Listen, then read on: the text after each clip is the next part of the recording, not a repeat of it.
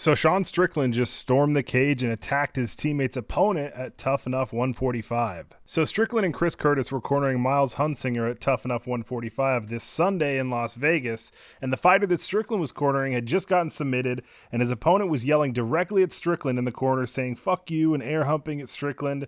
And as you can see, Strickland punched Hernandez in the head a few times before people could hold him back or get in between them. Strickland did make some posts on his Instagram story that he took down where he said, "So after the fight, you guys see me corner guys all the time," which is true. "I'm the first one to shake their hand and say, 'I wish you well, on to the next one.' But after the fight, this guy comes up to me and calls me by name, Strickland, calls me a bitch and said he's gonna fuck me up. And he does the hand gesture, and as a man, I'm not capable to not answer that. If I walk down the street, if I leave my house and somebody says that, my soul won't allow me to not go unanswered.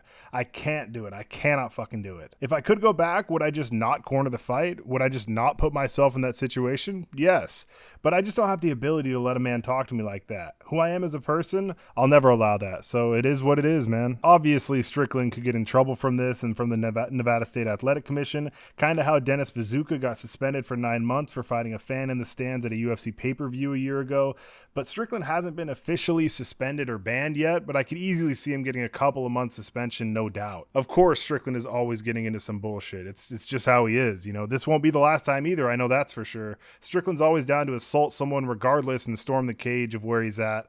I wish he had, this much passion attacking someone who just submitted one of his teammates in an actual fight in the UFC against Drickus or something, instead of doing it to some random and storming the cage and, maybe getting suspended or something. Also, people say he's going to get arrested for this. I doubt it. I don't think Hernandez will press charges or anything, but for what it's worth, Hernandez, the guy that Strickland punched in the face, he's actually a police officer, so I'm not really sure how that's going to play out, but it's kind of funny. But I guess it's just another day in the life of Sean Strickland doing Sean Strickland things and beating up anybody he can outside of it actually being in the octagon. Thanks for watching, boys. UFC 317 was insane. I'll have a bunch of videos covering that and talking about what we're going to do after that. But thanks again for watching. Thank you guys for 38 subscribers. That's absolutely monumental. It means a bunch to me. I'll see you guys later.